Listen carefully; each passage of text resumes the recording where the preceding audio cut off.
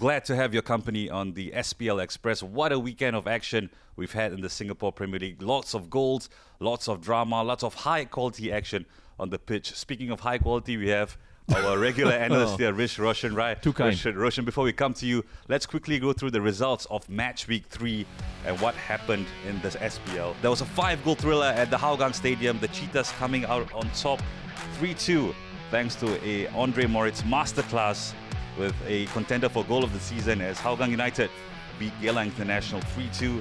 On Saturday, the doubleheader, Tanjong Pagar United remained unbeaten in the league as they staged a come-from-behind win against Balestier Khalsa. Albirex Niigata thrashing the Young Lions 5-0.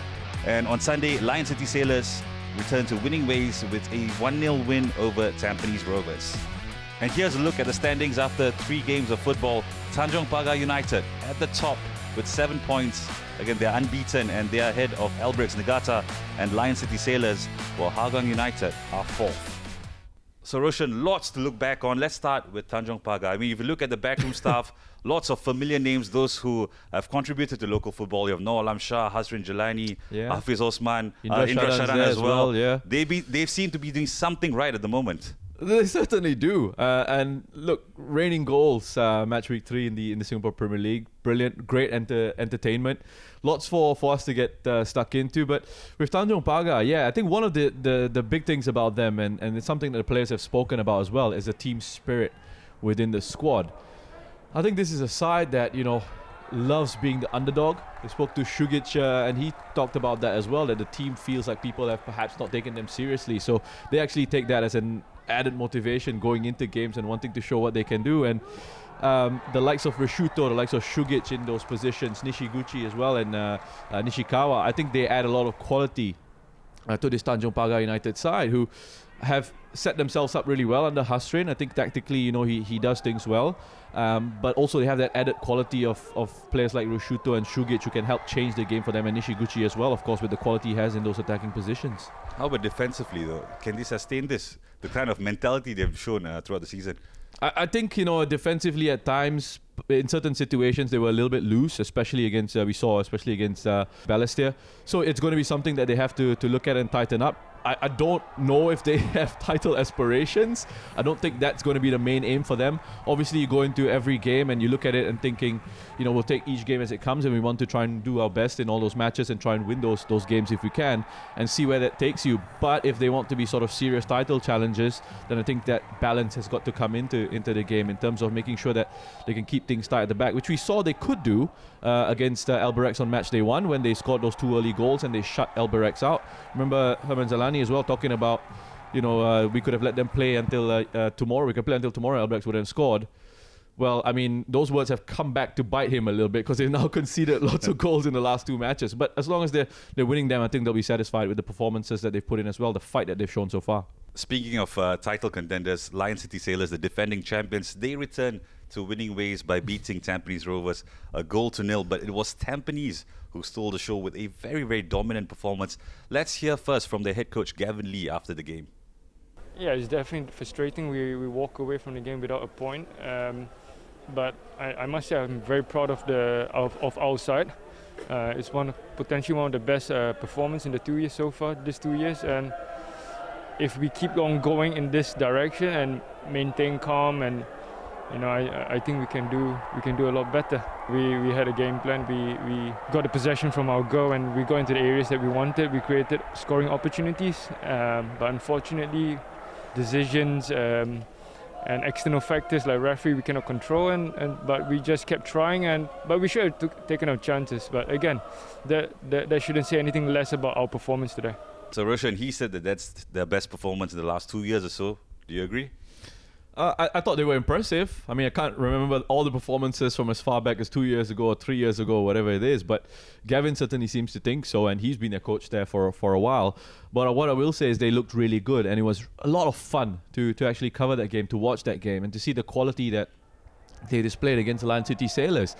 They had lovely structures with their passing game. They seemed to want to try and exploit spaces in behind the Lion City Sailors' right-hand side of that defence. We saw Taufik get in behind on a couple of occasions. We saw Kapitovic have chances as well in good positions. They got themselves into great positions. They couldn't quite finish off the opportunities.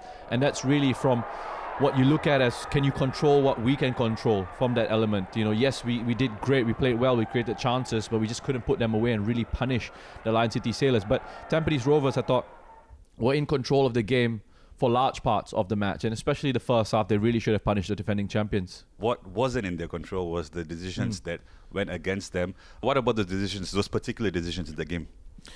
It is a difficult job to be a ref. There's absolutely no doubt about that. And this isn't about hammering individuals for a decision that we all make mistakes. Players make mistakes in games, coaches make mistakes in games, but also it's about being sort of having that accountability and trying to see where you can improve in those situations. And with regard to some of the decisions in that game between Lion City Sailors and Tampines Rovers, there were a few that I thought they need to go back and look at that and correct, and for future games going forward, so it doesn't happen again. I mean, first of all, I think of the penalty that was given. To be fair, my view was that it was from behind the action, from behind the play. So the referee probably had a better sight of it. I didn't think it was a penalty, but he was in a better position, so you got to go with that. The encroachment that then happened, it happened in front of the referee, and I think when encroachment of that kind happens, where he's like going into the box well before the penalty is taken, I think action needs to be taken. The penalty should have been retaken in that situation. And then we go into the second half, where Tampines actually got the equalizer, and that, in my view, should have stood. It should have stood. There's no way that Yasser Hanapi was really interfering with play. If you have a look at that, actually the ball goes into the back of the net. Hassan's actually diving backwards. But where Hassan is clever is that he immediately gets up and uses his experience and starts pointing to Yasser, saying he was in my way. But actually, there was no interference. It should have stood. So that decision, it should have stood. Whereas for Mehmedovic's one, it was so close. It was so close that it kind of is one of those 50-50 situations where, unless you really sort of slow down that replay or have the technology to assist the referees, it's very difficult. So that one, I think either way I can accept, whether he'd allowed it or whether he disallowed it, it's one of those that's acceptable, because referees do have to make decisions in real time. They don't have the benefit of technology, but I have a feeling you're about to tell me something about that. So what we understand is that technology, the framework to introduce technology to assist the referees, that has been worked on, and we can expect an announcement pretty soon. So pretty exciting stuff. Really good, really good. I think, the game's changing. The game of football is changing on and off the pitch, and there are advances in technology. So I think it just helped the officiating and helped the game move forward as well, to come in line with what's happening across the rest of the world of football. Well, let's catch up what's going to happen this weekend in the Singapore Premier League as we look at the fixtures. Huge game on Friday. That's our match of the week. It's Albirex Niigata up against Lion City Sailors. At the same time, we'll see Tampines Rovers play Hougang United in what promises to be an entertaining affair. Saturday sees league leaders Tanjong Pagar up against Geylang International, while Balestier Khalsa will be hoping to pick up their first win as they entertain the Young Lions at Toa Payoh Stadium. So, Roshan, we got through the first half of the show without talking about the Sailors, but now is the point where we talk about them. They're going to face Albirex, a team in form, a team that can't stop scoring after their initial, let's say, blip where they couldn't find the back of the net. How do you see this one panning out? 11 goals for Albirex from the last two matches, right? If I'm not mistaken. And they're just coming into form at a really good time against a Lion City Sailor side, who I don't think have actually looked very convincing in the opening few weeks of the season. I'm not quite sure what it is, but they seem to start matches off quite slowly. They don't seem to get into the rhythm of the game very quickly. It takes them a bit of time to get going, and they're going to have to be switched on here against this very good Albirex Niigata side, who are starting to not just create chances. I've spoken about this previously. They create chances, no issue.